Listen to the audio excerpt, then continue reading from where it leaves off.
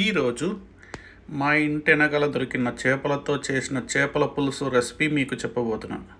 Just kidding, బయట కొనుక్కొచ్చిన చేపలతో చేసిన చేపల పులుసు.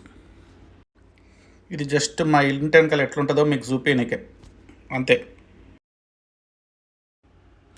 ఉప్పు, పసుపు, కారం మంచిగా చేపలకు మ్యారినేట్ చేసుకొని పెట్టుకోవాలి. మంచిగా గట్టిగా ఇగో మొత్తం ఇట్లా చేసినాక మంచిగా ఫైనల్ ప్రోడక్ట్ మస్తు వస్తుంది. కొంచెం చూడండి, ధూమ్ దొడాకుంటుంది.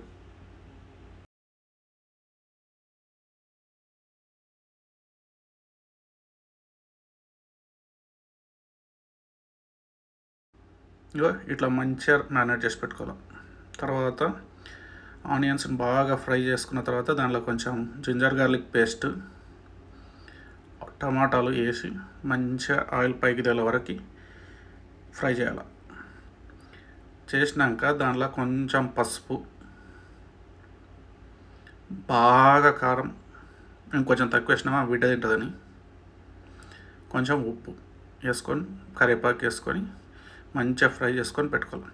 తర్వాత దాంట్లో చింతపండు పులుసు పోసుకోవాలి. ఎక్కువ పోసుకోవద్దు, ఎక్కువ పోసుకుంటే పులుపుల్లగా అవుతుంది. మనకు పులుపులు వద్దు, కొంచెం మంచిగా. తర్వాత దాంట్లో చేపలు వేసుకోవాలి. మంచిగా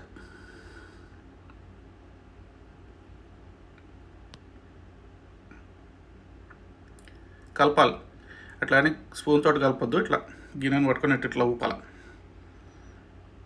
ఇంకేం దాని మీద కొత్తిమీర చల్లుకోనాలా, మంచి అన్నంలో వేసుకొని తినాలి, అంతే. అస్సలు మసాలాలు యూజ్ చేయకుండా జస్ట్ చేపల పులుసు, మంచి తెలంగాణ స్టైల్ చేపల పులుసు తినాలి.